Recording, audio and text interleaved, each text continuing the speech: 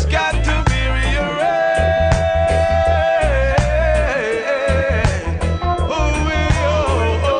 Somehow I know things have got to change.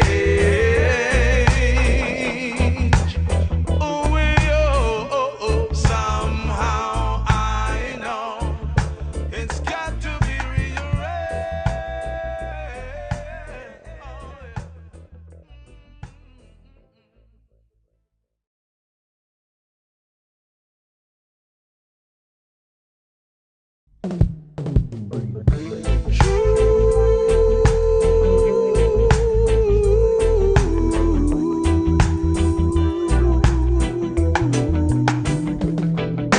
Saw a bird flew down this morning as if he's saying something to me.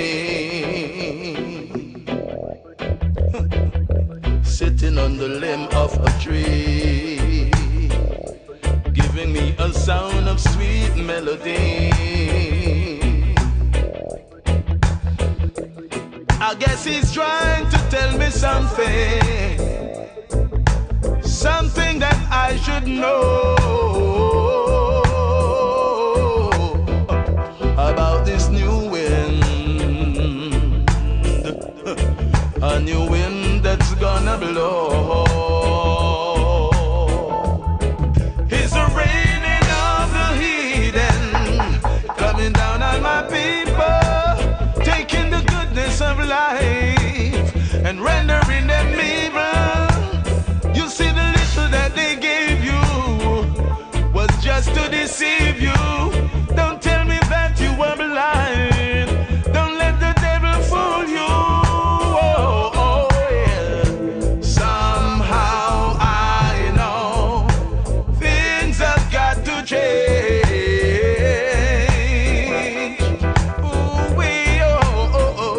Somehow I know it's got to be rearranged. Yeah. Somehow I know things have got to change.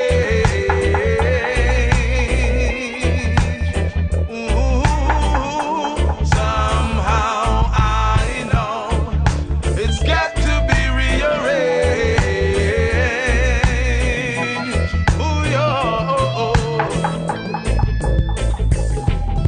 Oh my.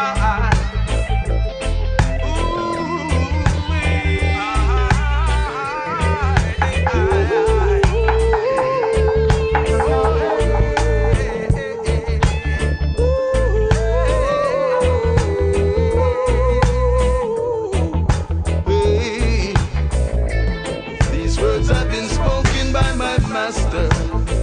They will come to pass. With all this injustice,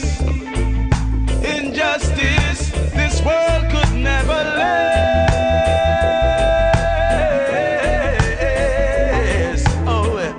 Somehow I know things have got to change.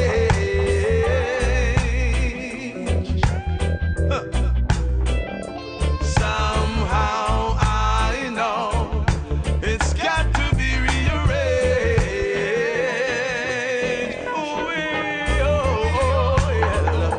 Somehow I know things have got to change.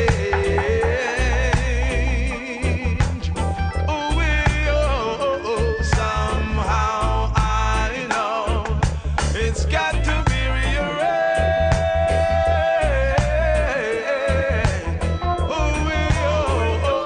Somehow I know things have got to change.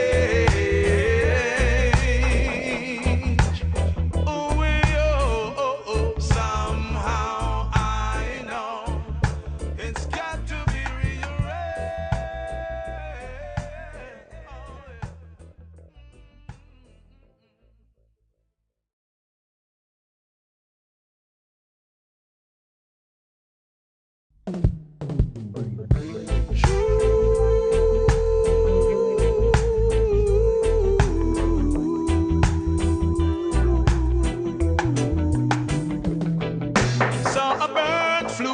this morning, as if he's saying something to me. Sitting on the limb of a tree, giving me a sound of sweet melody. I guess he's trying to tell me something, something that I should know about this new wind, a new wind that's gonna blow. It's the raining of the heathen coming down on my people, taking the goodness of life and rendering them evil.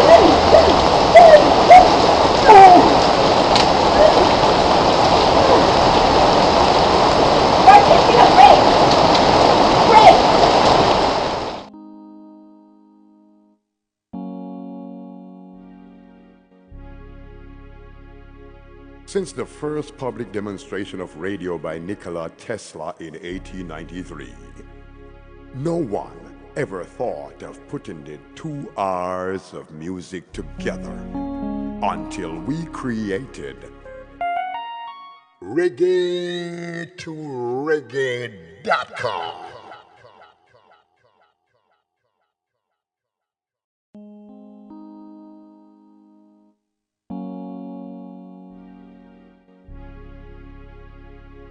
Since the first public demonstration of radio by Nikola Tesla in 1893, no one ever thought of putting the 2 hours of music together until we created reggae2reggae.com.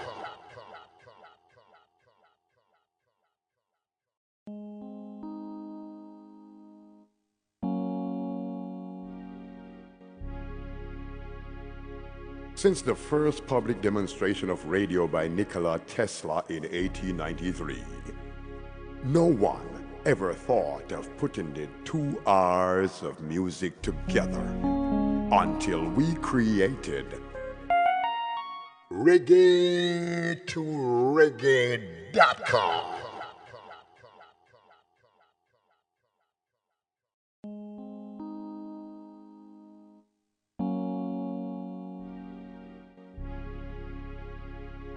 Since the first public demonstration of radio by Nikola Tesla in 1893, no one ever thought of putting the 2 hours of music together until we created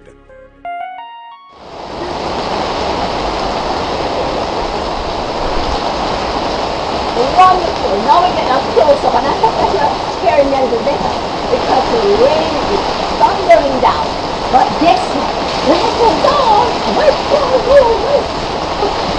Anyway, so here we have, I've done all the major ones, and I want you to understand that we are engaging the whole body even though we're sitting. Once you raise your legs, right, and you engage all the abdominals. So this is the last one that I'm going to be doing, and I am going to be showing you just the hand. I don't know if you can see my feet. Not important, but the feet and the legs are extended straight out in front, right? So that's where they are, but doesn't even look at the camera. Don't worry about it. So, believe me, it's there.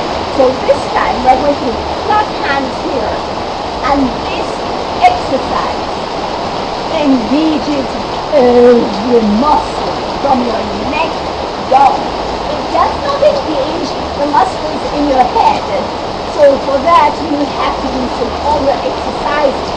But let's get ahead with this exercise that engages every muscle in the body.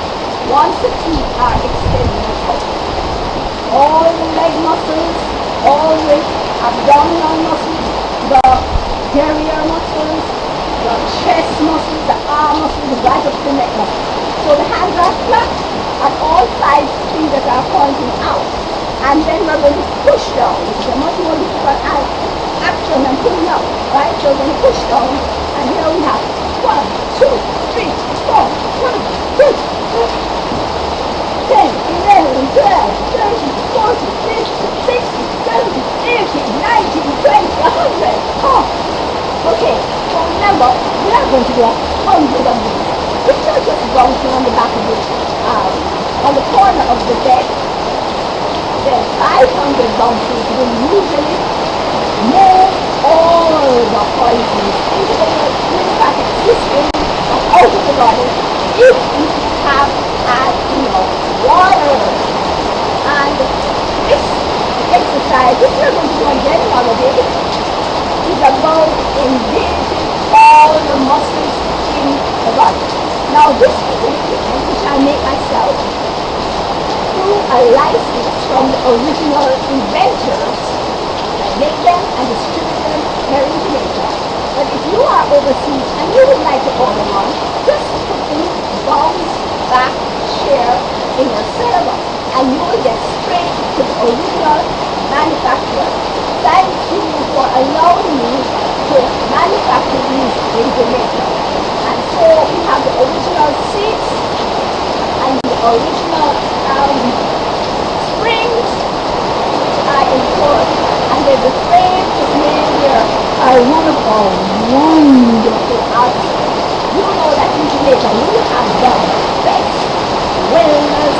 You can see the exquisite grill work and all that good wonderful fences and gates with flowers and plants and banana trees and pillar. One of my best designers of metal items, a wonderful artist, and I want them to come and show so that we can get the first-hand experience of some of our exquisite jam icons and their talents.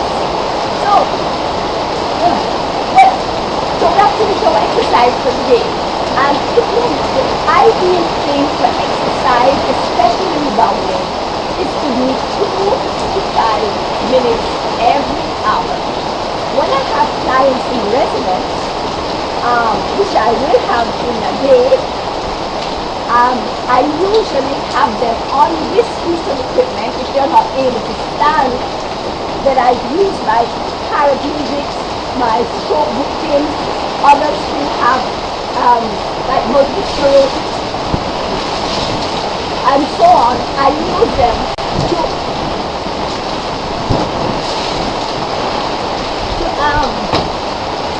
I use this for those persons, and once they have developed their balance, then they graduate to the rebounder, where they are able to bounce up and down without any. But this piece of equipment is my favorite. You know why?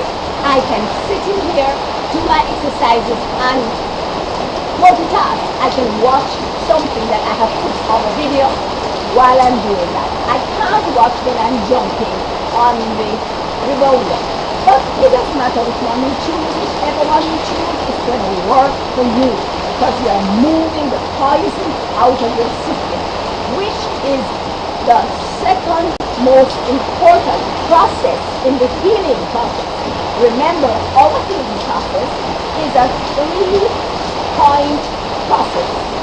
Remember, we have 4 rules of cellular life, but in healing we have 3 points. 1, identify what is causing and contributing to your negative condition. Once you have identified that, then you are going to stop bringing it into your body. And this comes from all different areas, not just from your own, because most of your problem comes in from stress. And stress is the biggest problem. Next to it is nutritional. No, next to it is stress, then toxicity. And that's what we're just talking about. Or toxicity has to do with the poisons that we allow to come into our body. And sometimes it's poisons that are generated in our body. It's not poisons that we drink, but the poisons that are allowed to generate within our body. Are these colors beautiful? The most beautiful colors in the world. The colors of life. And today I'm going to show you how you can use these colors to come back into perfect health. So, back to the 3 ways of reversing your negative condition. 1, you must stop bringing any other kind of poison into the body. Remember that the contribution to your ill-health comes first of all from your stress areas. Second of all, it comes from your psychological issues. That means your toxic emotions and your toxic relationships. Remember, that emotions that are negative or do not uplift you are all toxic. That means depression, anxiety, fear, guilt, shame, anger, all of these do not help you, and they are not a part of my Creator's plan for you nor for me. So guess what I do with them? I just make sure I do not engage them, I do not support them, and I kick them out every time they try to come in.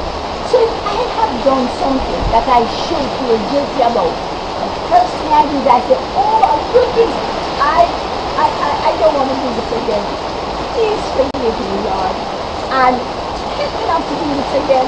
Give me your power so that I can love the person or love the situation and learn what your purpose in bringing this into my life and my environment is. And once I find it out, voila, I am God here. No guilt, no shame, no fear.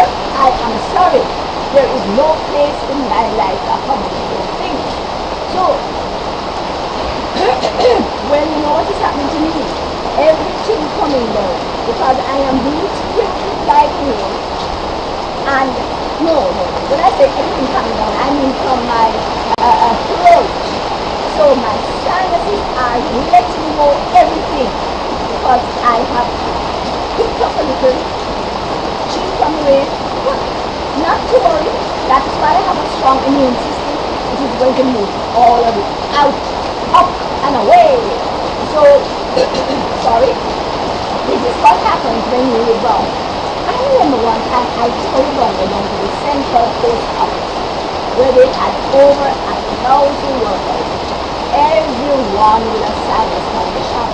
Because, you know, if you work in dust and you work with papers a lot, then you will find if you work with cloth or anything that generates dust particles, you're going to have sinus problems. It's the same for people who work in hairdressing parlors and anywhere where there are toxic chemicals and a lot of particles in the air. Everybody's going to have sinus problems. Well, the first thing you have to do is eliminate that. So guess what? Get a nose mask and wear it to work all the time. Then after that, you get on a rebounder program. That's first one. Eliminate it from coming. Secondly, you get a rebounder program, and if you want to buy one from me, or you want to rent one from me, or you want to use the corner of your bed to sit on, or you want to jump in the middle of the bed, they all work equally well. So, there it is, you're on that jumping program. Then you'll find the sinuses starting to drain. It won't rain if you don't have enough water in your system. So you have to make sure you have enough water in your system. So those are the first two steps. First, you must eliminate the thing from coming in. Second, you must cleanse out what is inside. And I don't think I have to use the program to go and do the other thing, but I am sweating, I am draining, and I hope I will be able to keep the other two until the end of the program. Or I will do it during a break. So, the other two are urinating and defecating, which is what this dosage is going to do. So, that's step number 2. Step number 3 is that we have to now repair the nutritional deficiencies, the imbalances at the chemical level. We all know that our chemistry, our energy, we call it atoms if you want, we call it molecules if you want, and we call it whatever are the smallest things that applies to the whole structure. Right? I like to use molecules because my area of training is called orthomolecular medicine and psychiatry. And so what I do is I analyze every known disease or every known symptom at the molecular level. And once you are able to identify those things at the molecular level, then we get back to write correct. To write correct. Well, it's the same thing. You can get at the correct structure of these molecules, and voila, you have 100% healing. Not my formula, it's the formula of my Creator that He has given for us to come back into perfect health. And guess where that is found? It is found in the operational handbook. So, another break. After the break, please, leave the room and To reggae.com.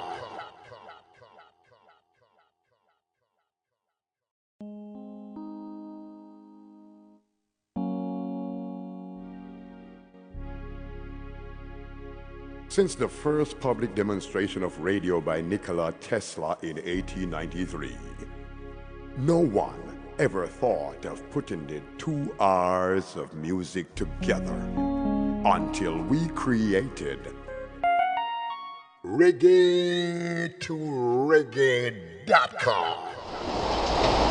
Carl, look at this young glass of candy. Oops, we are back on. And guess what? I never get to go to the history. But that too will pass. Oh, right. Okay, so now we're going to use the next half an hour to explain how you reverse the nutritional deficiency. Remember I told you everything is in the book, the operations manual. So when it comes to nutritional imbalances, deficiency, or chemical imbalances, then you have to go to the book. Alright, all book sweating, got wet. Anyway, it will dry.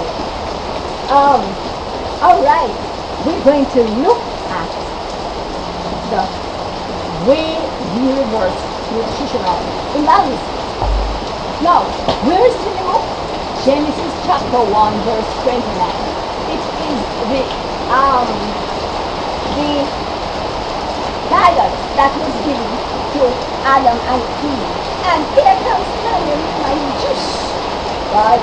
This is the best fruit in the world. It's cane and lime with a little cayenne pepper. Ooh.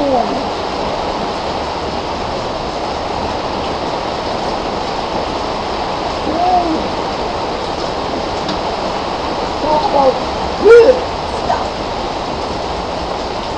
It gives you all the vitamins, all the minerals, all the protein, all the chlorophyll, and all the enzymes that I need to give me a jump start.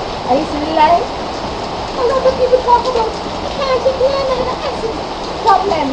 As soon as lime hits your saliva, that's in your mouth,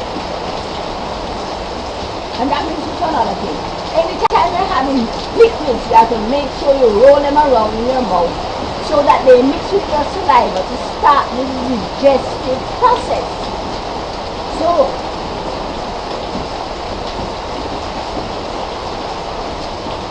wonderful. Now, all of those, and you see the lime, as soon as it hits the salivary glands, not the little glands, the actual saliva in your mouth, you know what happens to the acid in the lime? It turns immediately alkaline, and it alkalizes your whole body. I am here to tell you that the most alkaline fruit in the world, bar none, is lime juice. So don't let any so-called professional tell you that lime is acid. It is the most alkalizing fruit in the world. You want to know what is the most alkalizing nut in the world? Almonds.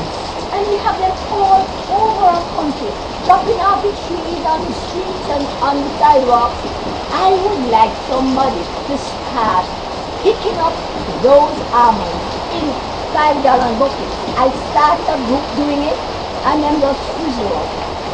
But anybody around this country who who would like to have a very lucrative business, I will buy from you all the almonds that you can possibly find.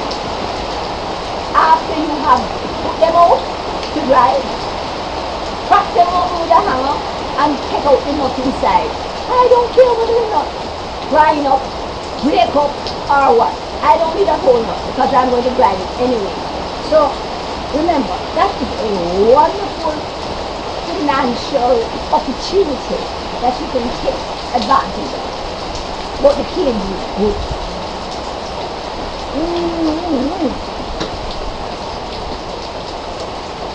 Thank you.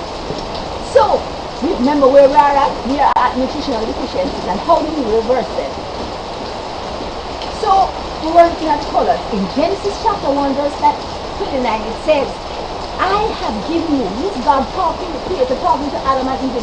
He said, I have given you every seed-bearing herb and every tree in which the fruit is have a seed inside of it. That will be for your meat. Well, guess what? When you go back to the original Hebrew, you find out that the word translated meat means nourishment. And when you go back a little further, you will also find out that the nourishment that it gives you is called your rejuvenating food. And when you go back into that word now, you find out it says it will rejuvenate you at the cellular level. That's what the word meat means in Genesis chapter 1 verse 29. So once you understand that, then you will understand all the things. Now there are two categories. Every herb in which there is a seed and every fruit that has a seed. So guess what? When they try and give the seedless grape, tell them thank you, but no thank you please. Right? Because those are genetically altered and all the life force is gone. God has mandated us to eat only the things that have a seed if we want 100% rejuvenation at the cellular level. That is the only way and the only reason that my program is 100% successful. Because it's not mine. It is the Creator's program. And if you hang on to what He says you are to do, you'll always get it right. You know, I just love my Creator. He don't give me anything that is not in my best interest. Wow, this color guard is marvelous. Why, I tell you, this one mother all over the world like it's a little Jamaican flag on them production. Yes. As if they have it. Look, this was given to us by God. They are the colors of life. Back to the seeds. Well, you are to make sure if you are on a healing diet and you want to rejuvenate every cell in your body, that you only have food that has seeds. Now what are they? They are the fruits with seeds. Forget the seedless grape and the seedless melon. They are poison to your system. They are poison to your system. The most important thing to remember, it must have a naturally occurring seed. So we have the fruits. Then we have the vegetables, or what we call vegetables. Because most of the vegetables that we call vegetables are actually fruits. Anyway, whatever we call fruits, vegetables, because they all regenerate by planting a seed. Whether it is carrot seed, or it's pak choy seed, and all the seeds come from the bloom or the fruit of the plant, not from the leafy part, right? So that's fruits, vegetables, nuts, seeds, peas, beans, and grains. And that's You're seeing that in chicken or fish. There is no seed in chicken or fish. You have to make sure that it is something that comes out of the ground. That is why they are called earth fruits, reviewing the 5 elements of life.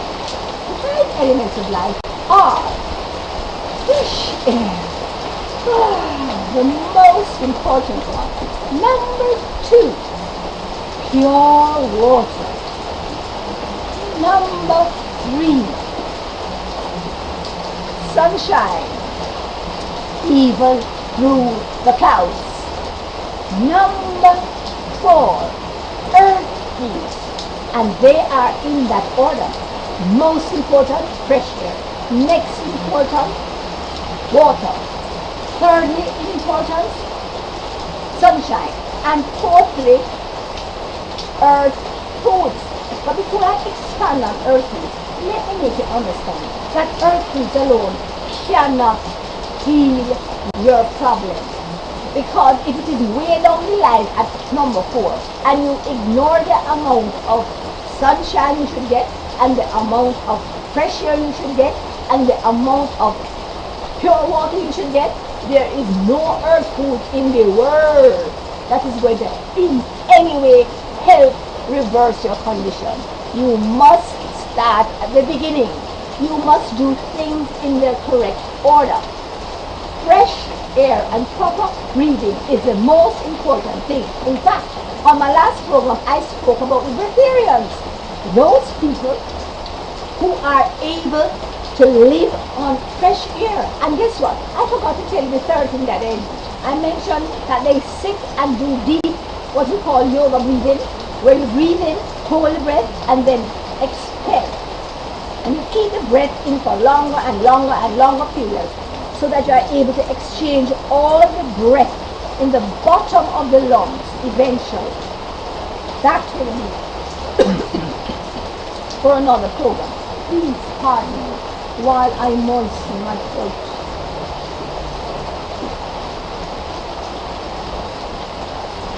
Angel to the rescue. So, we were talking about the fact that you can live on fresh air alone. Fresh air, water, and sunshine. And I mentioned to you that these guys drink a lot of water, they do a lot of deep breathing, and they do a lot of exercise. So they are the ones who do the long distance running in the high altitudes like Kenyans, and those who are always winning the mile race at the Olympics. How do you think they do it? Where they develop those lungs. Not with food, but with deep breathing. So it's fresh air, then water, then sunshine, then earth foods. So if you eliminate the first 3 processes, then you will not get the effects of what the earth foods are meant to do. And I mentioned that number 4 is earth foods and number 5 is PEMS. Remember that your pulse electromagnetic fields come from your air, your sun, your water, and your earth foods. So if you cannot go out and walk on the ground and get some coming up to the bottom through the acupuncture pathways and all the other pathways that we have coming up from our hands and our feet, then you go on clear if you make sure that you have done the other 4 processes. So we're going to zero in now on the earth foods. Ta-da! Well, here we have the one that is most important. Green. You are supposed to have 50% green in your diet. What are they? They are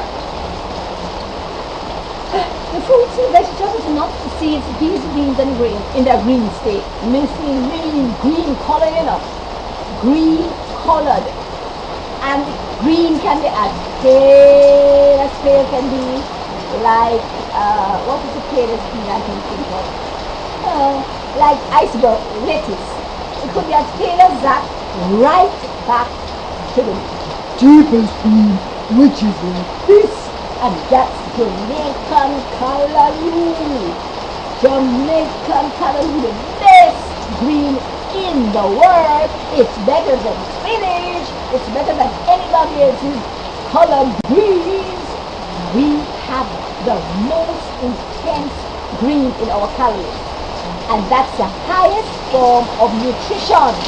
And this green callaloo has in all the vitamins you need, all the minerals you need, all the chlorophyll you need.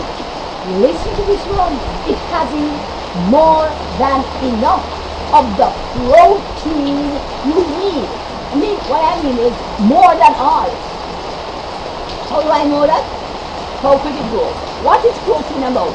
Protein is supposed to make things multiply fast. And that is why when you have cancer, you have to have no protein. You must cut out all the extra protein. Not even beans and peas and nuts and seeds. You cut them out so that you don't feed cancer cells, which we all have in our bodies. So, remember, green has all the protein that you need. My only source of protein is callaloo and moringa. Nothing else. I don't even take in beans and peas and nuts and seeds as a protein. Semi protein here. Green. 50% of your diet should be green. Next. Yellow. This is yellow, and it includes from the palest corn or banana right back to the brightest mango, pumpkin, squash, whatever is bright orange. Carrots, everything that is bright orange, almost close to red is called a yellow. And you are supposed to have 50% green, 35% yellow. And so your yellows come from fruits and vegetables, oranges, anything that is from your palest yellow to your brightest yellow. And then we come on to the last section, which is 15%. I'm trying to read the percentages here. 15% red. 15% red. So when you're looking at a cake, it must look like this. You hear me? 50% green, 35% yellow, 15% red. What are your reds? Because they are not the carrots, they are not the pumpkins, they are not the mangoes. They are from your tomatoes, going straight back to your beetroot, your eggplant, your purple cabbage, your berries, your cherries, your plums, your apples. All of those are the reds, going right back to purple to almost black purple, right? So that's why we got a most important color here, which is black, is unity, right? So you have to have them all. The whole spectrum is absolutely essential in your journey to health. So 50% green, 35% yellow or yellow, and 15% red. The percentages. Look here. I can't exaggerate this enough, because people don't understand. Everybody I say to, you've got to have 5 servings of green a day. How does this translate into a serving? A serving is the equivalent of 1 pound of produce. That means you get a pound of carrots, and that is 1 serving. How on earth are you going to sit down and get 5 servings of green, 3 servings of yellow, and 1 serving of red? This is my general recommendation. 5 and 3, 8 and 1, 9. Can you sit down and eat 9 pounds of produce? I can. And this is why we recommend juices. Because if you have them all in juice form and combination juice form, then it's easy to go down. Right? And so what I really think we need to do is decide what we can have in juice form, what we want to have in solid form, and what we want to have in powder form. Because that is the way I take a lot of my nutrients. I get my moringa leaves from my moringa grove over there, and I spread them down out on the tent, this tent here, on some mesh so that they get air. But you have to have like a sheet of, screening that you do for mosquitoes so that the bees don't fall through on the ground. And then when they dry, they dry in about 4 to 5 days when I'm having sunlight. I take them inside and I take them and put them in a big strainer. And I just rub them out like this, and the powder just drops down into the bin below. And I have voila, moringa powder. And then I take those powder forms and I get some empty capsules. And then I pour the powder into the capsule, and then I put back on the top of the capsule, and then I put them in the little package, and then voila, moringa capsule. You can do it yourself. And you don't have to make capsules. You just make the powder, and you keep the powder in a container, and you just take out 1 teaspoon of powder a day. Will do 1 teaspoon of powder a day will give you all your nutrition for 3 green servings. How easy is that? How easy is that? And so I cut down 3. And then my other 2 green servings are, to bring it up to 5, are my avocado shake. And avocado, as in here, avocado, shake, and my green salad or pepper pot soup. I don't care. So in just 2 servings of what I have to eat, others I just pop down my food or sprinkle it on top of my food, I'm going to eat all the time for 5 greens. And then we move on to the wheat. Now usually I like to have my yellows in either 2 8-ounce carrot juices, because 1 pound of carrot should be 8 ounces of carrot juice. So I usually have that in 8 ounces of carrot juice, 2 8-ounce servings of carrot juice. And this is all a day. And 1 pawpaw. Now sometimes I have bananas as one of my yellow and cut down the carrot to 1. And then sometimes I don't have any carrot juice, because I'm going to have pumpkin raw and shredded and wonderful. And I'm going to have banana, pawpaw, and orange. I mean, that's 3 other servings. Do you understand what I'm saying? So, 3 yellows. And the red now is very easy. I usually use beetroot. And, or if I don't want to use beetroot, I do tomatoes. Or I do berries or cherries. Or I do eggplant. Whatever it is that is red going back to purple red, or going back to blacky purple, right? Those are all wonderful. So let's remember now, 50% green, 35% yellow, and 15% red, and that is it for your nutrition. You stick to that, and you will have perfect balance back at the cellular level. Now, I want you to understand that we are talking about all raw.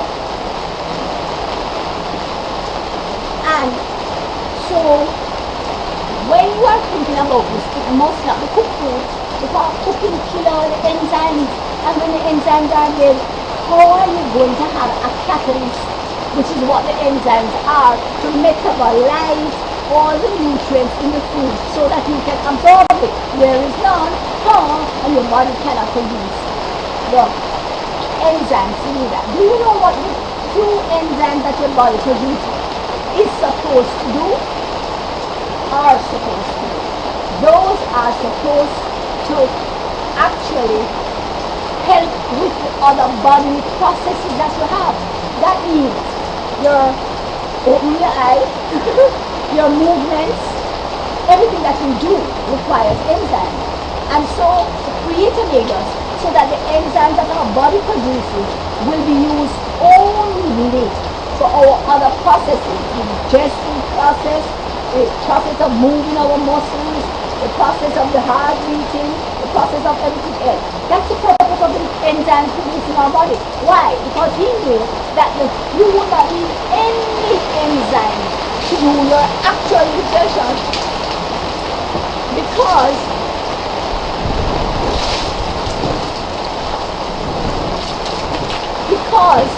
when you use those things to do your digestion, the ones that are produced in your body, you know what happens? There is no space, there are no enzymes left for your regular bodily function. That is why you have ethnic fatigue, otherwise called nigeritis. It means that after a heavy meal of no raw food, all the enzymes that are supposed to keep your eye open are drawn down into your stomach to attempt to digest the food that came down. And what happens? It is unsuccessful in doing that because your body does not produce enough enzymes to do that. And in addition to that, you can't keep your eyes open because all the enzymes have to come down to do this unsuccessful job in your digestive system. So understand why our bodies have enzymes.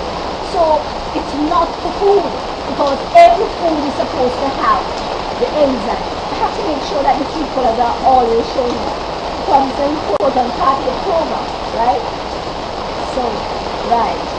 And in the right quantities, 50% green, alright? So, that's putting it all together. And so we have to wrap up now. How do you put this all together? I said all raw, but I want to just mention that we have done a lot of studies, Hallelujah Acres and Earl and Cherrytown Health Ministries. We have done a lot of clinical studies on the effectiveness of an all raw diet as against a partially raw diet. And what our findings have been is that you can move your cooked section up to 15%. No more. And you must have that 15% as your final meal of the day. More than that at another time. But remember, it is 85% raw, 15% cooked. And the cooked section has to be taken from the foods that heal. What are the foods that heal? The foods that heal are fruits, vegetables, nuts, seeds, peas, beans, and grains, all in their raw state. So you are to have 85% from that category, and then 15% will come from your neutral foods. What are your neutral foods? Your neutral foods are when you take the foods that heal and you cook them yourself to make sure that nothing else don't get added in. Right. So here we have a perfect night. And guess what? How often are you going to eat? Every 2 hours. Every 2 hours. So let's say I have breakfast at 8 o'clock.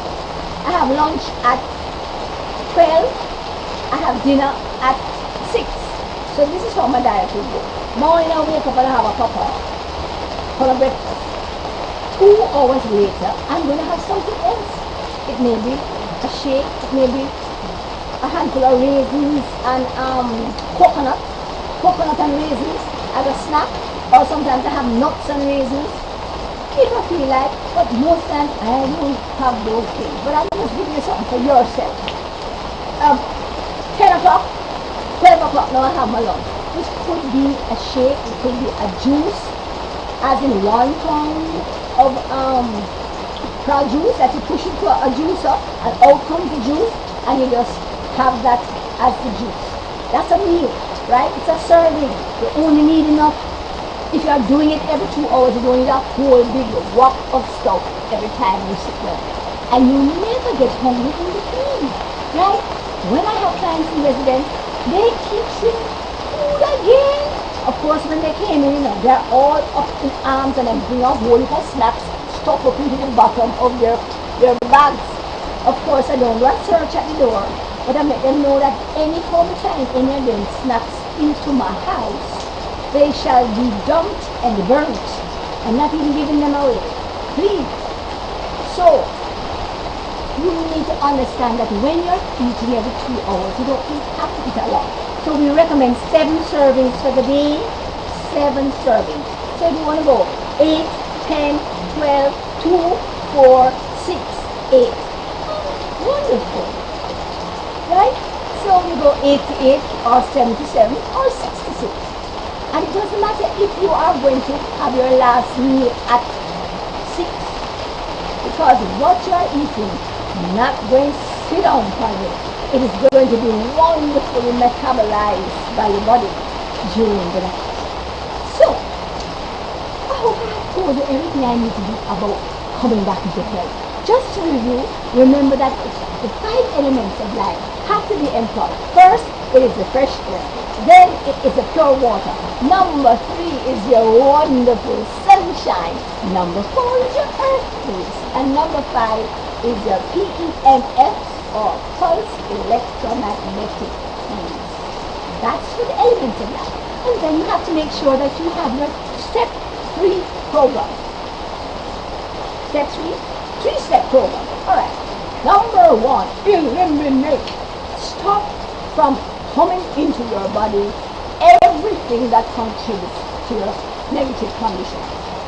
2, get rid of the poisons that are in your body by the cleansing of your eliminatory organs. How do you cleanse your eliminatory organs?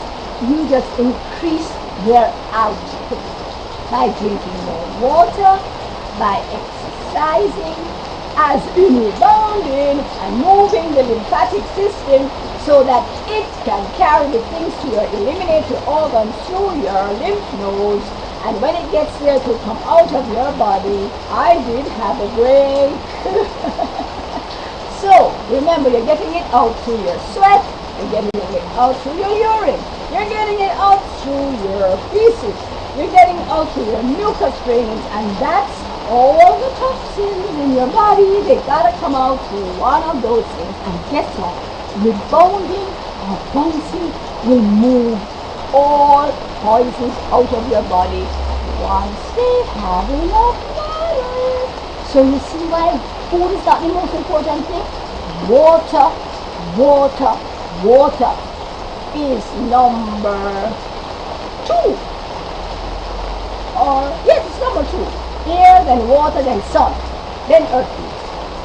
So, I hope I've covered everything when it comes to health and know where you're going. Rule number 1, which is what we covered as our people do our 4 rules.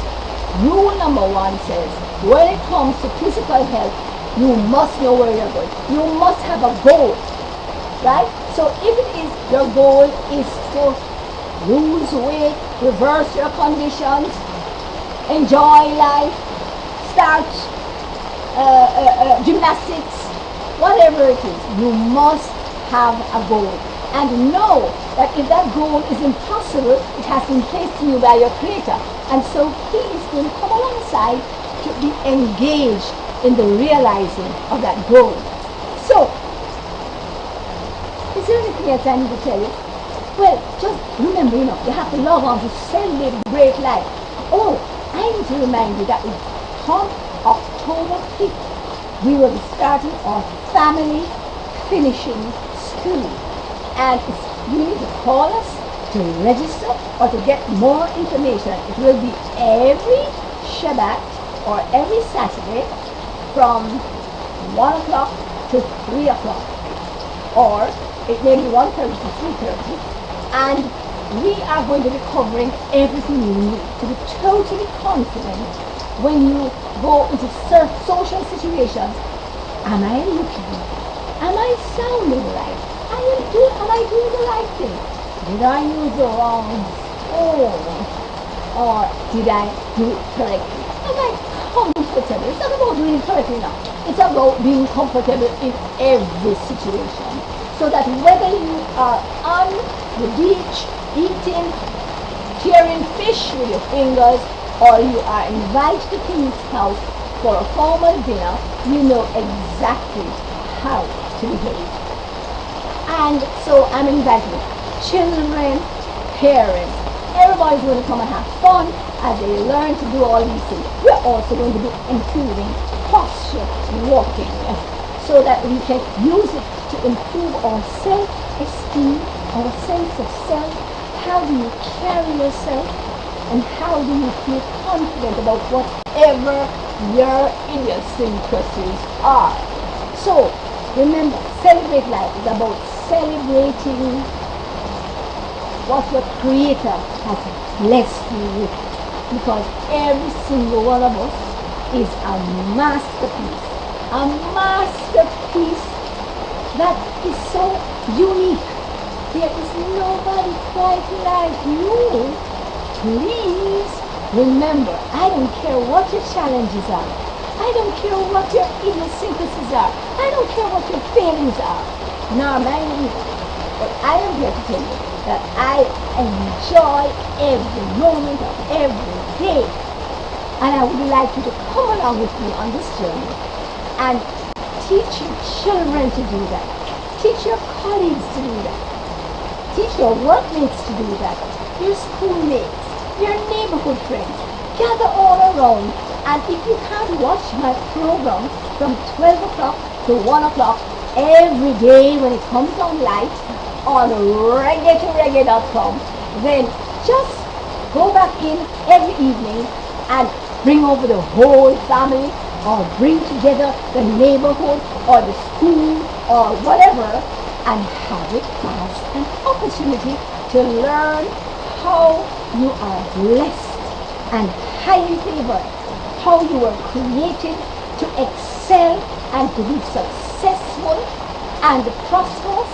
Learn how you can celebrate your life every moment of every day. And today, I want to end with a prayer. This prayer is actually our national anthem. And I am encouraging every single person, every family to get together and to pray this prayer. I would like you to decide. 1 second, please.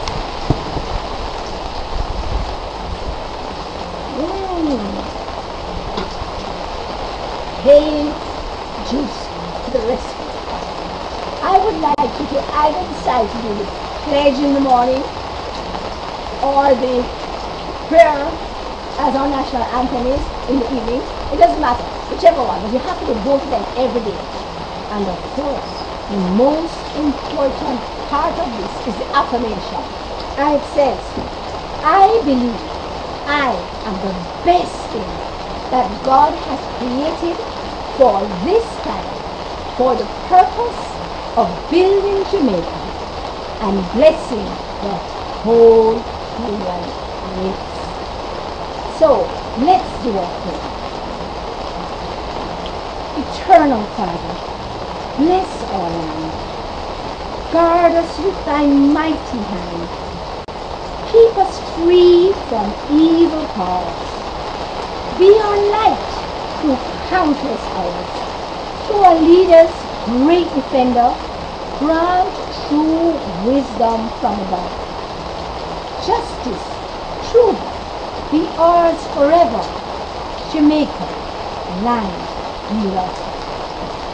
Teach us true respect for all. Stir response to duty's call. Strengthen us the weak to cherish. Give us vision, lest we perish. Knowledge grant us, Heavenly Father. Grant true wisdom from above. Justice, truth, be ours forever. Jamaica, land here. This Isn't it wonderful to be a Jamaican? Isn't it wonderful to be a part of what God has planned for these end times? Isn't it wonderful to be alive at this time, in this season, so that we can be part of all that is going to happen to bring this whole world system, to usher in the new kingdom? I just want to be a part of it. Don't you? So remember, every day we can celebrate life with me as you log on team dun, dun, dun, dun, dun, 12 noon and 1, or do a rebroadcast wherever you are. And remember, if you don't have a bounce back chair, there's always a corner of your bed or the middle of the bed. So if you're a sitter, sit on the corner of the bed, you get your bouncing going, and if you are a stander, stand in the middle of the bed and jump. Remember, it's 500 jumps per hour. So you do 500 jumps, it should take you about 3 minutes, and after that, you are going to forget it. And bye-bye, bye-bye, bye-bye. Remember, celebrate life. Celebrate life. Hallelujah. Are we up here? That they gave you was just to deceive you. Don't tell me that you were blind. Don't let the devil fool you. Oh, oh, yeah. Somehow I know things have got to change. Ooh, oh, oh, oh. Somehow I know it's got to be rearranged. Ooh, oh, oh, yeah. Somehow I know things have got to change. Ooh, somehow I know it's got to be rearranged. Ooh, yeah, oh, oh.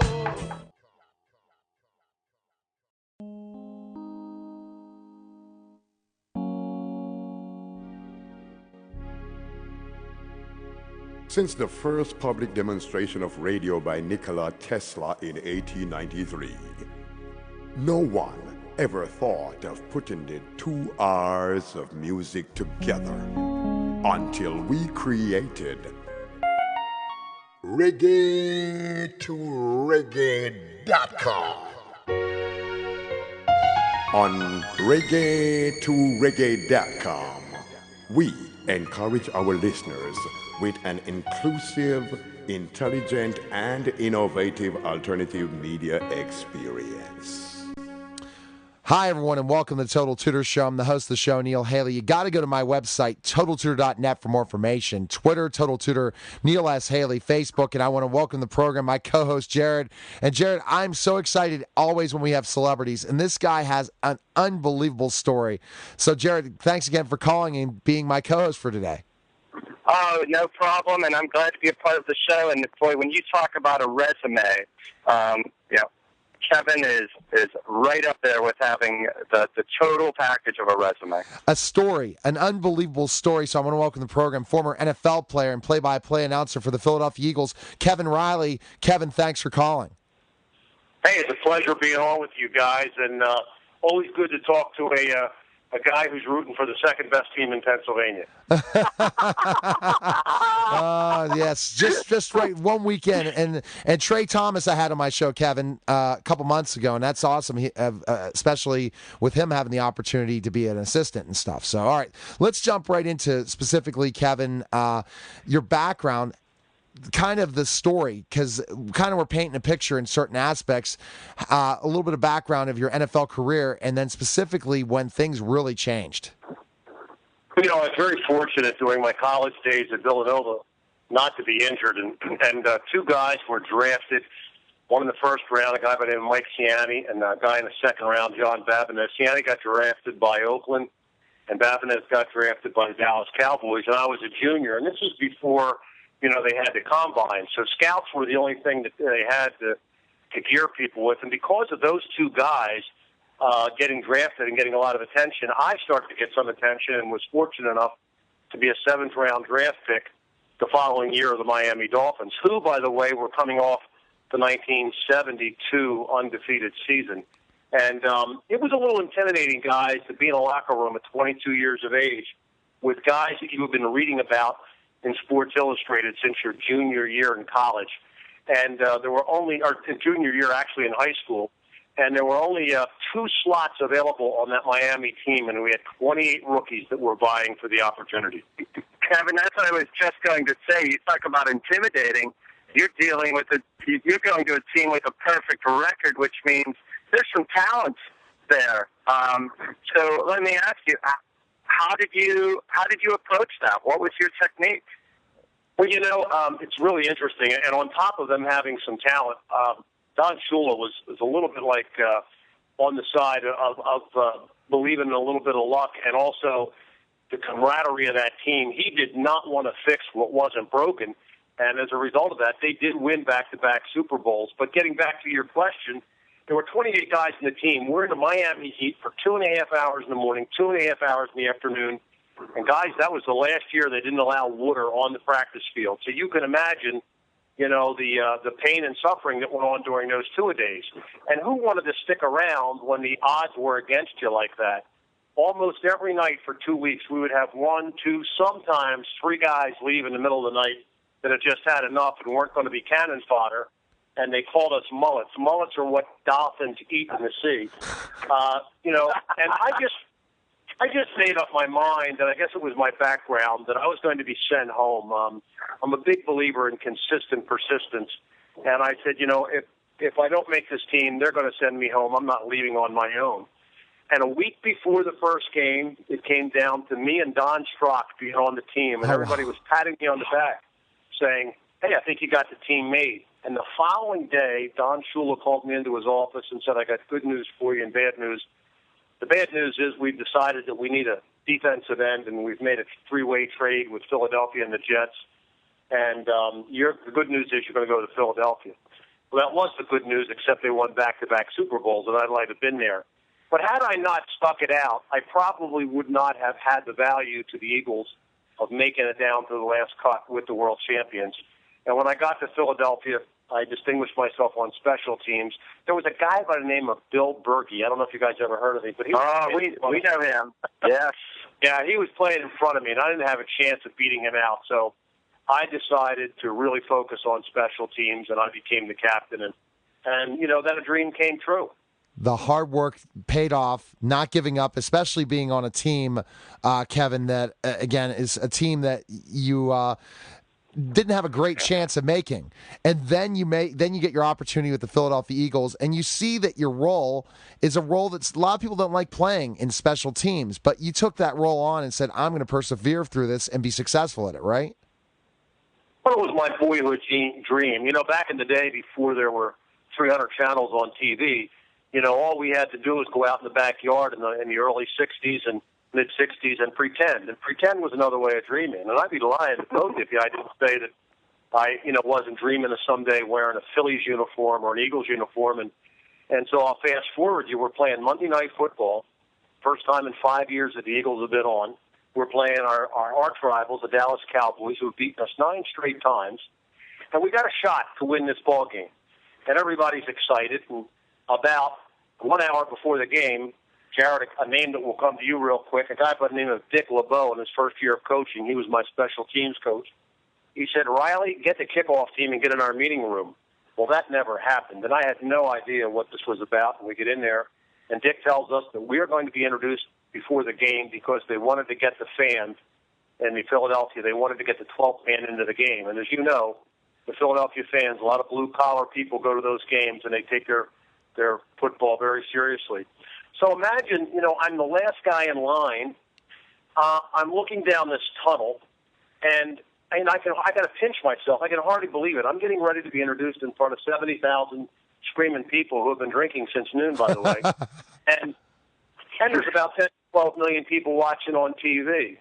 And so about the first 4 or 5 guys that got introduced, the crowd got it. And it got so loud I couldn't hear the guy in front of me.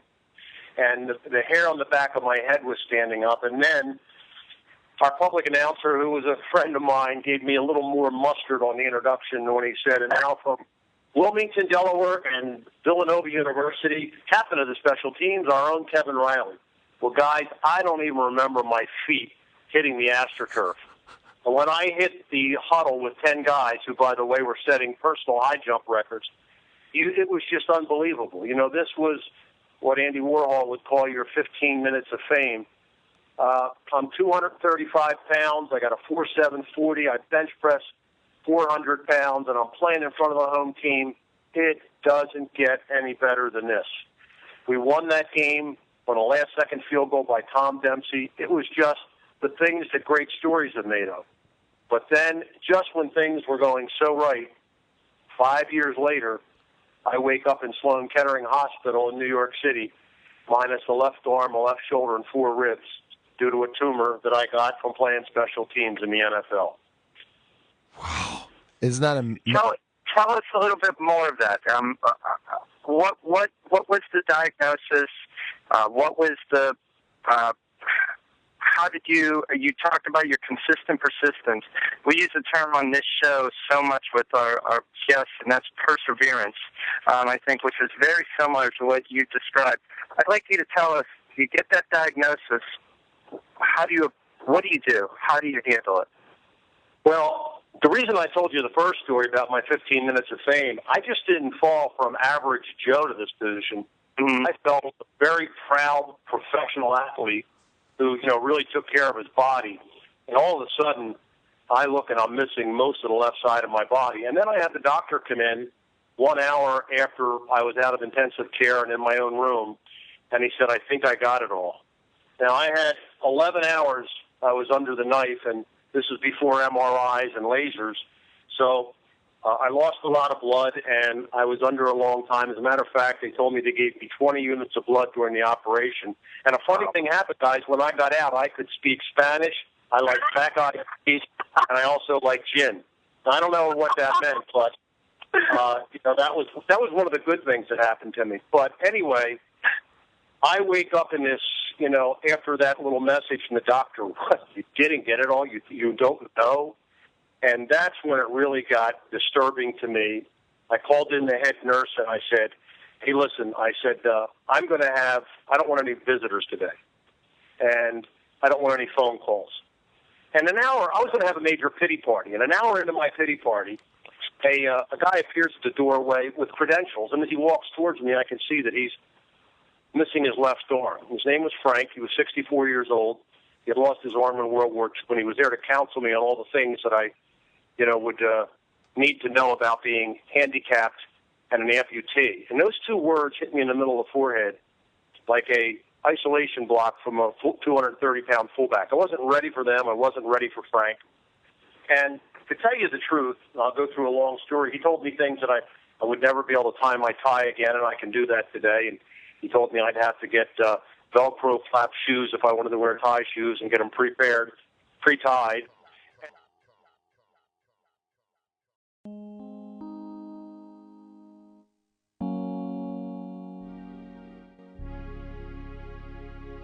Since the first public demonstration of radio by Nikola Tesla in 1893, no one ever thought of putting the 2 hours of music together until we created reggae2reggae.com.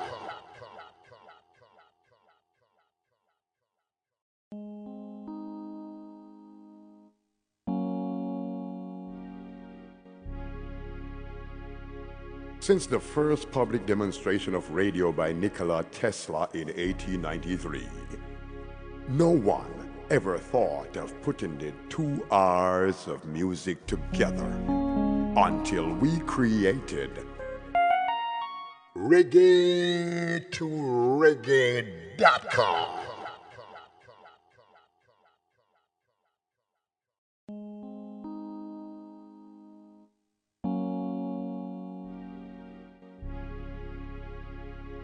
Since the first public demonstration of radio by Nikola Tesla in 1893, no one ever thought of putting the 2 R's of music together until we created reggae2reggae.com.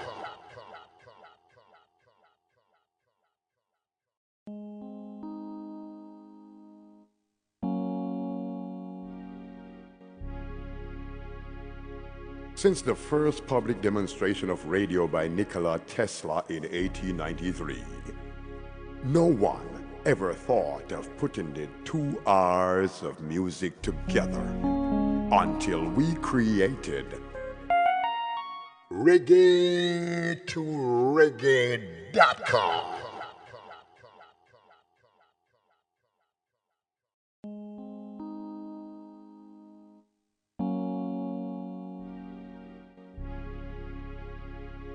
Since the first public demonstration of radio by Nikola Tesla in 1893, no one ever thought of putting the 2 R's of music together until we created reggae2reggae.com.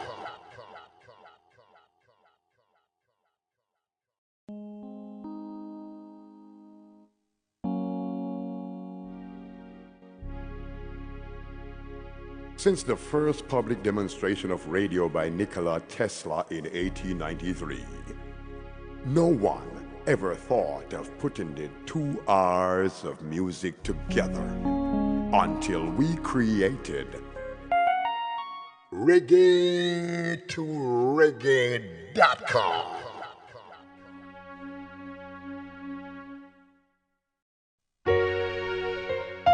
On reggae2reggae.com, we encourage our listeners with an inclusive, intelligent, and innovative alternative media experience.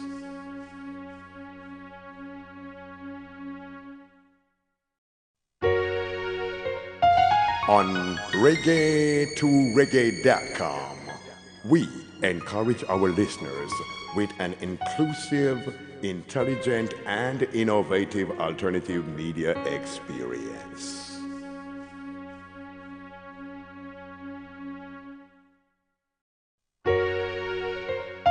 On reggae2reggae.com, we encourage our listeners with an inclusive, intelligent, and innovative alternative media experience. And when he left there, I know he was trying to help me, but he really depressed me. Oh, my. Okay. Here I went into this depression, and the nurse appears again and says, I have a telephone call for you. And I go, listen, I can't talk to anybody. That guy that just came in here that snuck in, he just depressed the hell out of me. And they said, no, I think you'd want to talk to this guy. Well, Jared, you're going to love who this guy is.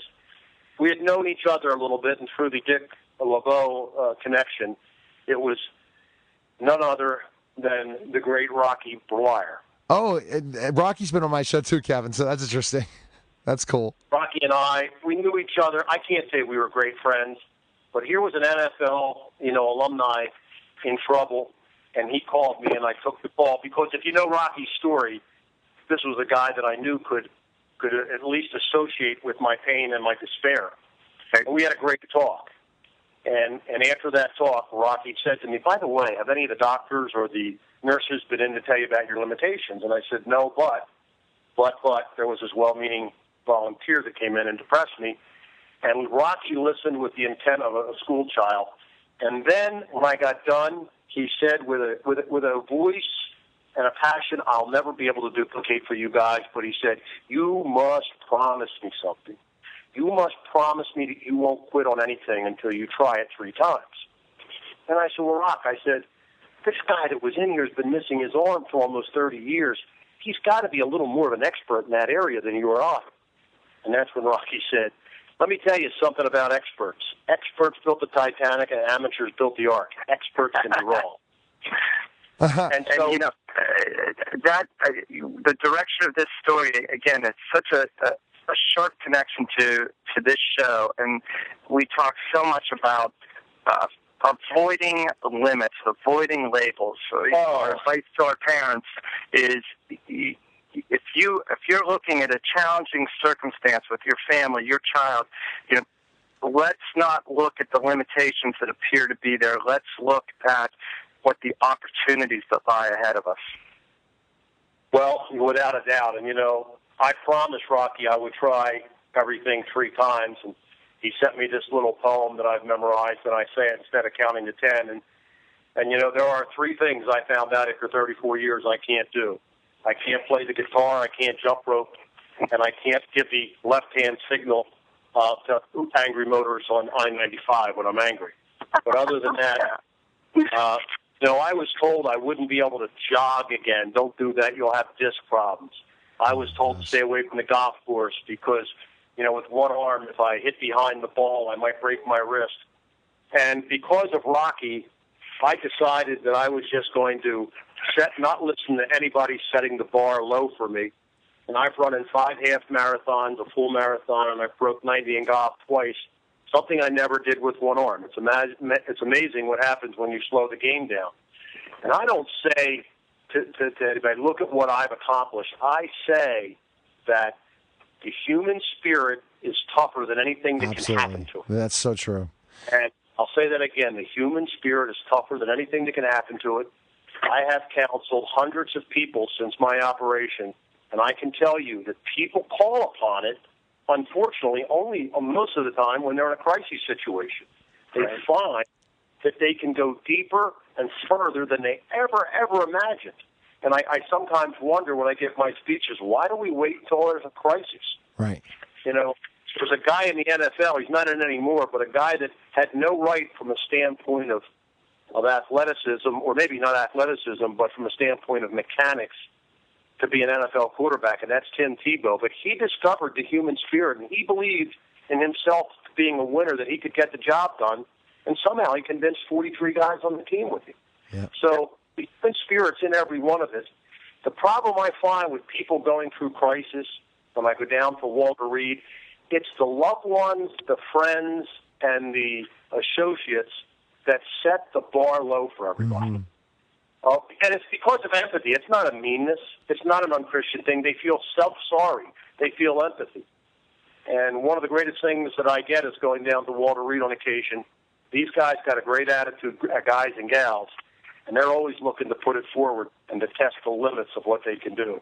Well, fantastic. So, that's my story in a nutshell. And not that I'm still not faced with challenges. 4 years ago, and I won't mention the name, a national broadcaster who's listened to me and on radio thinks I do a great job, said, it's a shame. I said, what's a shame? You'll never do an NFL game because you deserve to do that shot.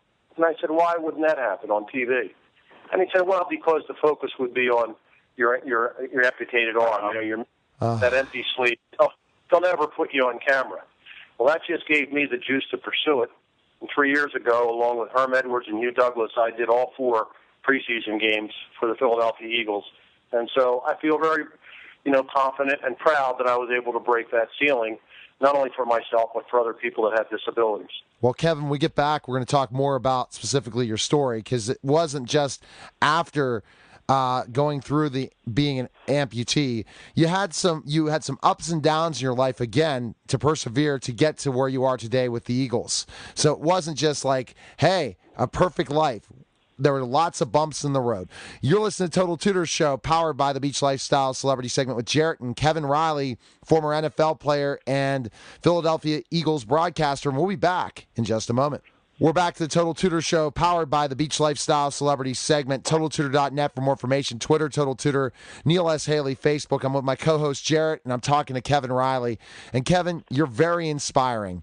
And the reason I see this is because, specifically enough, someone like Rocky Bleier called you out and said, you know what, you can do more. And I think you lived that throughout your life in all different circumstances, to life after football, to life in the career world. So tell us specifically, once you got out of the hospital, how did you turn your life around to be able to be a very successful person in life? Well, as you said, there was ups and downs. I came out of the hospital and there was a headline in one of the Philadelphia papers. One of the sports writers had caught me on a morphine high, and I sounded great, and I told her that, tell everybody back in Philly I'll be back. And she put it on the headlines of this thing called the Philadelphia Daily News. And, right out of the box, I thought I had to go out and be Superman and prove to everybody I could do everything. And so I went back to work in January. The operation was only, 2 months old, and by about March, I had hit a wall mentally and physically. And it was really, really tough because I didn't want to admit that. Here I was, this NFL, you don't admit failure, you don't admit the fact that you're down. And I went through some really trying times, and I developed some depression over that. And eventually I came out of that situation, but I also tell people don't rush back and set realistic expectations, and my expectations weren't realistic at the time. So then I started to set some realistic expectations, and fortunate for me, nobody really handicapped me with coming back to work. They gave me my job back as a sales manager. They gave me an adult budget to go with it, I might add. But, everywhere that I went, people were giving me the opportunity to be me. And that's all I wanted to do was be me. And, I raised 3 kids, and they're all happily married right now. And I got 10 grandkids, and it's gone from there. But as I look back, there were peaks and valleys. And what I tell people when I speak is, so for some of you out there in the crowd, things are going well in your life. Your job's going well, your health's good, everything's. Enjoy it because it won't last long. And then I raised my voice to almost yell. And for some of you who haven't heard me until I raised my voice, who are going through some problems and crisis in your life, hang in there because they won't last long either. And I think if you buy into that scenario, you're going to come out of your challenge. There's going to be good times, but being a realist, you may have to go back to some more challenges. And I'm 62 years old, and I'm not naive enough to think that there's not more challenges in my life. But right now, things are very good. Right, and realistically, I mean, that's just the approach that we know happens. Life does not go necessarily the way we think it should be scripted.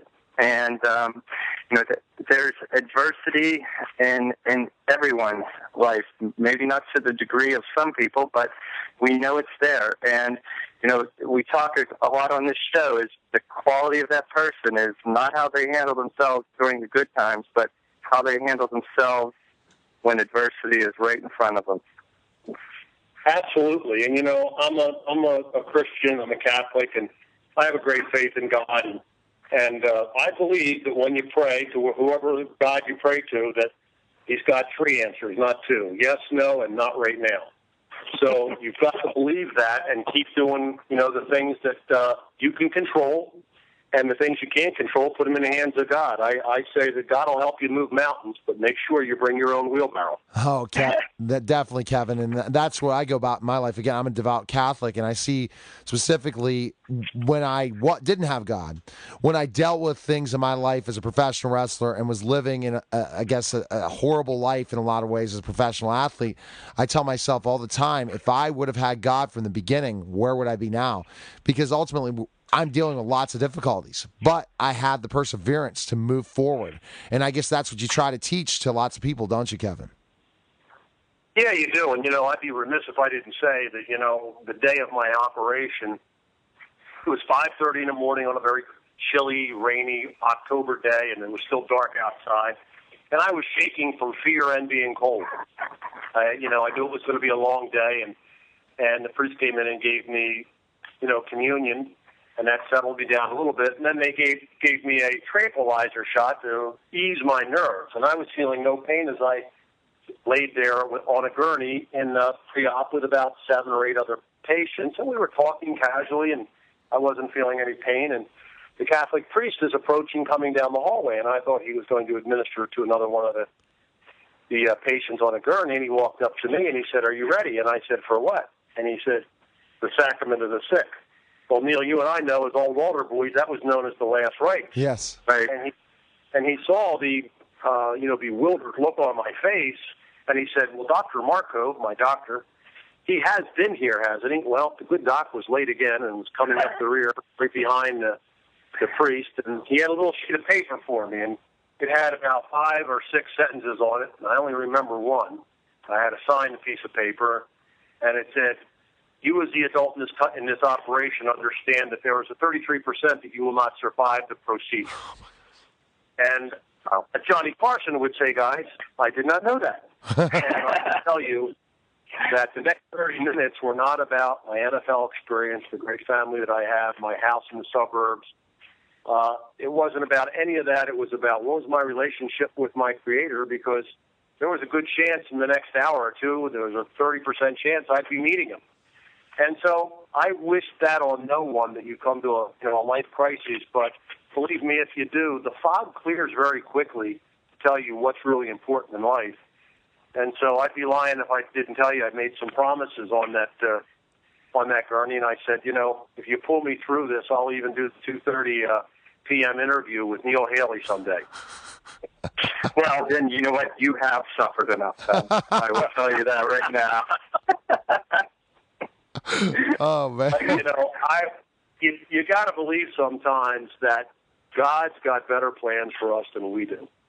And what seems to be a disappointment is really, in the long run, something that turns out well for you. Who knows how my life would have turned out if this didn't happen to me? Kevin, I want to jump in here. One of the reasons, this is Jarrett, one of the reasons that I so much want to be a part of the celebrity interviews, particularly when we have this kind of story. My son has my 7-year-old adopted son has a disorder, and our audience has heard me talk about this, called NF2, neurofibromatosis type 2. And it's reminiscent of cancer. The tumors are in the brain and the spine, and they are almost always non-malignant. They're benign, but they create tremendous damage to the nerves. And you talked about your surgery and how that left you. Right now, if you saw my son, he would look totally healthy. That doesn't mean that he doesn't have significant challenges in front of him. But the approach that we take is similar. My wife and I take is similar to what you have described. He's only 7, but we try to we don't limit him in any way. He has done amazing things such as skiing, snowboarding, surfing, zip lining, indoor skydiving, because we want him to persevere when his life does get hard, get tough. And when I hear the story that you've described, the way you persevered, your consistent persistence, what's the future going to look like for you? Well, I worry really about one day, 1 week, 1 month at a time. And right now, I'm healthy and I try to stay healthy. I just came in before I talked to you guys. I got 3.5 miles in. I'm, as the doctor said 12 years later, the tumor I have is not going to kill me. Something else will. And something's going to take all of us. So I'm trying to stay healthy right now for these 10 grandkids that I have, and this what I feel is this crusade is to get out and talk to people about the human spirit. I just want to tell people, wake up, it's in there. God gave it to every single one of us. And just pull yourself up by the bootstraps and start to think positive and get out there. There's always somebody who's feeling worse today than you are, no matter how low you are. Truly. Right. And, you talk about your son, you're doing all the right things. He's living life. He's not sitting around, and you're not sitting around bemoaning the situation. And he may be happier than some well-adjusted kids that are living in, without any injuries or diseases whatsoever. Exactly. They're not happy. So it's all relative that way. And I commend you for doing that. That's all I wanted to be treated was as normal. Don't set the bar low for me. Let me set it myself. And I try to tell people, it's amazing. I go into amputees, and already family members have said, well, we're going to get that ramp built for you outside and so we can wheel you up. They're thinking in the right terms, but who wants a ramp out there putting a label on that there's somebody in here that's going to be in a wheelchair and may not get the prosthetics that they need? And then the next thing you know, I see this person that you're talking to talking about doing that, and a year later he's in a 5K run with me with 2 prosthetics, right from Walter Reed doing his first 5K. And that's because he took the high road. He took he raised the bar. So, that's my message to people. We all have the ability to challenge ourselves, and then, the people around us, let them feed us, let them give us the gas, go onward. What we're really excited about, Jared, is he's part of one of the insightful players, and we're going to be interviewing a series of them, Jared, and they're all awesome people. Kevin, how did you get involved in that? Just to give our audience a little background quickly on that, and your friendship. I got to give a. Go ahead. Yeah, Chrissy Carew somehow came across my story and called me one day and asked me if she could write it up, and I thought about it for a while, and I got back to her. I said, "Sure, why not?" And you could. 30 years of sales have really conditioned me to read people pretty quickly, and I read her as being a really compassionate, a person who was really trying to do the right thing and highlight some of the positive things that happen in sports, because we know pick up the newspaper or go online every day and find, something bad in sports, and the media seems to really dig into those stories. And, I gave her my story, and we shopped it around a little bit, and she's had me on a couple, radio shows, and her and I did a joint speaking engagement together at a school up in the Harrisburg area earlier this spring that was just incredible. We did it with the kids, and she's just a tremendous story in herself, because she believes in, highlighting the positive rather than the negative, and that's how I got in touch with her. And Kevin, the funny thing is, I know we're going to be working with them, and I'm so excited. And it was just based on going on LinkedIn. It was out in Harrow, and we never connected, and I liked it on LinkedIn. And before you know it, we're on the phone, and you're on my show. But I thank you for persevering to come on my show at 2:30. So where can we find information on you, Kevin? Learn more about what you do and all the different things and how you can help others.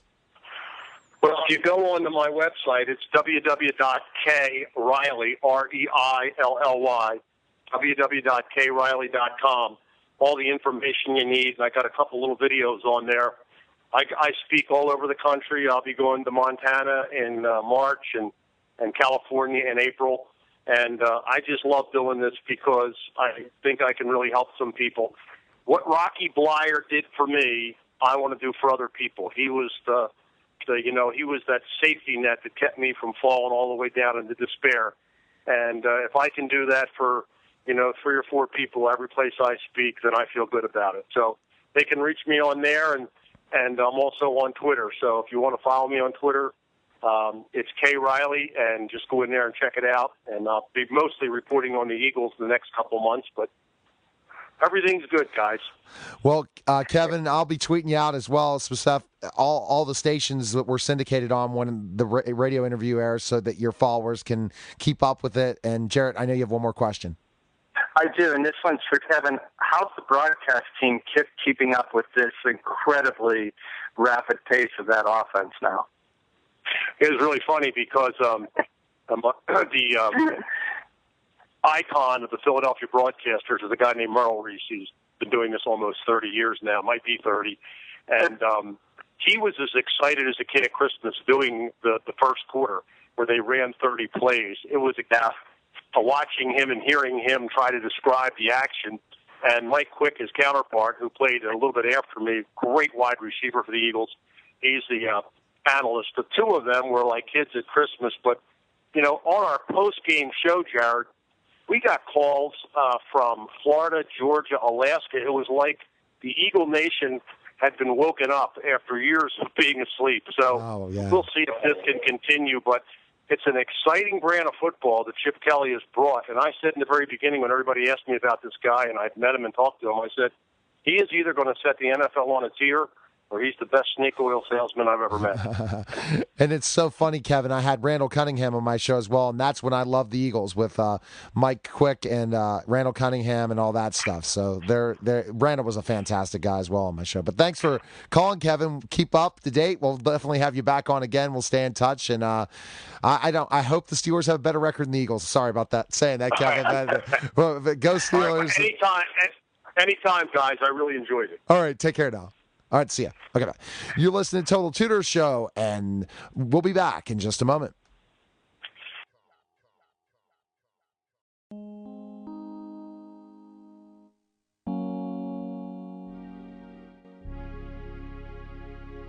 Since the first public demonstration of radio by Nikola Tesla in 1893, no one ever thought of putting the 2 hours of music together until we created reggae2reggae.com.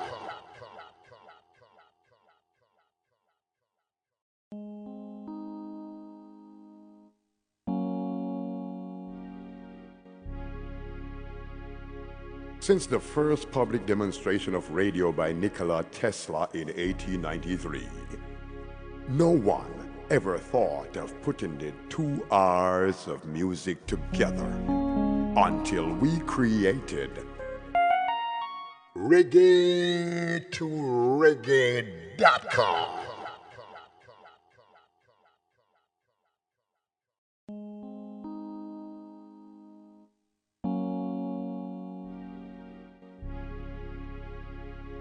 Since the first public demonstration of radio by Nikola Tesla in 1893, no one ever thought of putting the 2 hours of music together until we created reggae2reggae.com.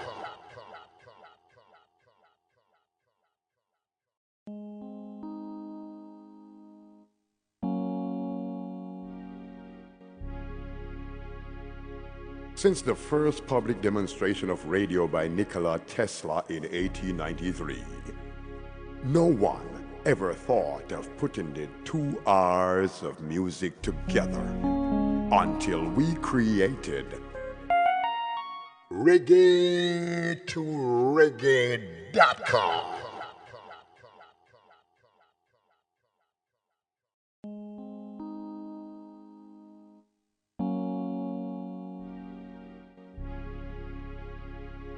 Since the first public demonstration of radio by Nikola Tesla in 1893, no one ever thought of putting the 2 hours of music together until we created reggae2reggae.com.